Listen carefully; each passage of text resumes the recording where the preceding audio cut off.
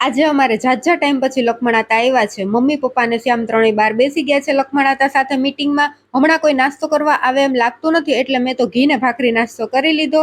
અને આજે એકવાર મશીનમાં કપડાં ધોવાણા પછી લાઇટ વહી ગઈ. હવે ક્યારે આવે કાંઈ નક્કી નહીં, એટલે મેં કપડાં હાથે જ નીચવીને સૂકવી દીધા. પછી જોયું તો ઉમામાસી કામાક્ષીને ચા દૂધ પીવડાવે છે, ને આજે તો કામાક્ષીને તૈયાર પણ ઉમામાસીના હાથે જ થાવું હતું.